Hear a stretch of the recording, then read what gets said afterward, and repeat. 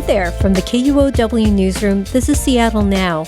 I'm Ruby DeLuna with a roundup of today's top stories. It's Wednesday, July 30th. The tsunami advisory for the Washington coast is now over, with no reports of injuries or major damage. The first waves hit the Washington coast last night, measuring less than a foot. Daniel Ungard leads the Tsunami Hazards Program for the Washington Geological Survey. He says the modest waves were a good practice run. Fortunately, we're not seeing any major impacts to Washington. So this is a really good opportunity for Washingtonians to kind of take stock of their situation, how they're getting their information, because the next event might not be so fortunate for us. Ungard says the waves were highest at La Push and Port Angeles. Fortunately, that 8.8 magnitude earthquake in the Pacific Ocean didn't cause much damage in Washington state, but it did get people asking, is Seattle ready for the next big quake? Joshua McNichols has more. Curry Mayer is director of Seattle's Office of Emergency Management. She says Seattle has some unique challenges since it's surrounded by water. To get around Seattle, you have to cross a lot of bridges. The damage to the roadways and also to the bridges will cause there to be isolated areas, which we're calling islands. They won't actually be islands, obviously. They'll be areas that are isolated from being able to get from one place to another. So you may be able to do a lot of movement on foot, but not necessarily on cars. So her office has been working on decentralized community hubs, places strong enough to resist a quake, where people could gather for information, supplies, and emergency services. Joshua McNichols, KUOW News.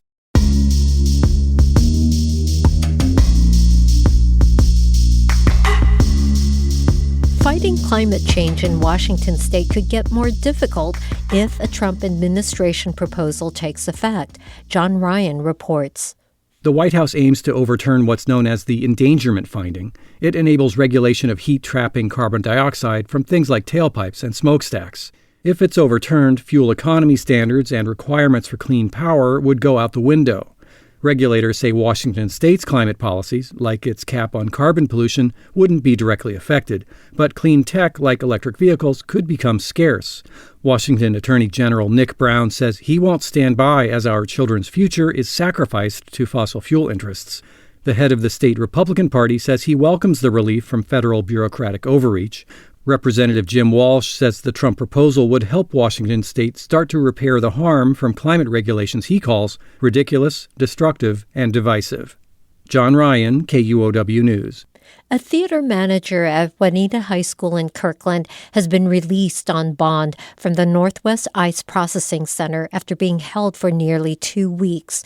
Gustavo Sagrero reports.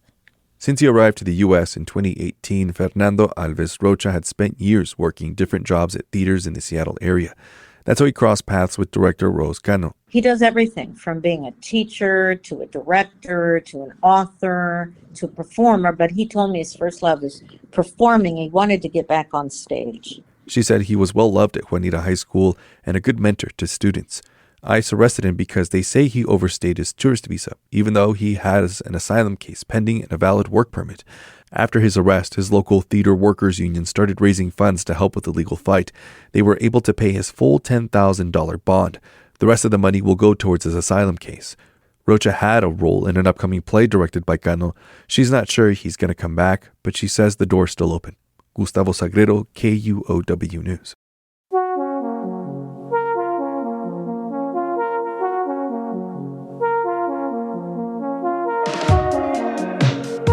Starbucks sales fell again in the quarter that ended in June. An earnings report released yesterday shows a drop of 2% in North America and globally, below Wall Street expectations. CNBC reports the Seattle-based company has been in a year-and-a-half-long earnings slide.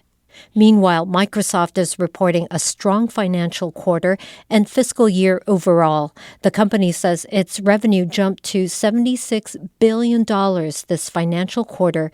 That's an 18% increase compared to the same period last year. Everett-based Helion is starting construction on what could be the world's first nuclear fusion plant in central Washington. The hope is fusion can meet the growing power demands of artificial intelligence and the data centers that make it possible. Monica Nicholsberg has more. Billions of dollars are flowing into Washington's Columbia Basin to build data centers. Ryan Bebout of Sabi Data Centers took me inside one of them. We've got servers running over there. We've got the power coming in, feeding the servers. We have redundant power. That's putting strain on the Columbia's hydropower supply. Hydropower is a finite resource, and we recognize that. That's why companies like Microsoft are pinning their hopes on Helion, says CEO David Kirtley. Certainly the AI boom is adding some fuel to that fire and turning up the intensity of the urgency of how fast can we build. Helion plans to start delivering electricity from the fusion plant in 2028. And Microsoft has already purchased all of it. Monica Nicholsberg, KUOW News. Seattle police are turning up the heat on a North Aurora hotel they say is a haven for human trafficking and violent crime. They declared the Oak Tree Motel a chronic nuisance property. The owners now have 7 days to reach an agreement with the city on how it will address public safety problems. Chief Sean Barnes says police have already responded to calls at the hotel 43 times so far this year. They included reports of gunfire, drug dealing, and human trafficking. It's the fourth time in 5 years that the city has cracked down on a hotel in that area.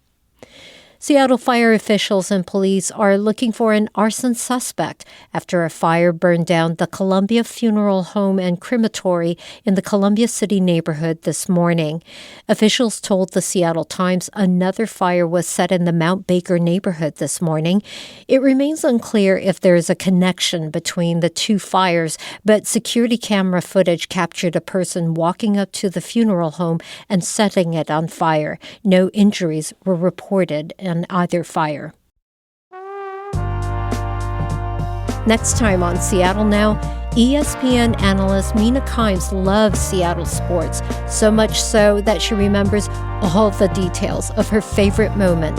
95, ALDS, Game 5. Mariners had to, not only to beat the horrible villainous Yankees, but also Seattle and the future of baseball in the town was at risk, and it was a very loaded moment and one of the all-time great calls. Mina joins Seattle Now to talk about what makes Seattle sports so special. Hear that Thursday morning. And that's all for today from the KUOW Newsroom in Seattle. Our producer is Andy Hurst. I'm Ruby DeLuna. Seattle Now and KUOW are members of the NPR network. We'll see you later.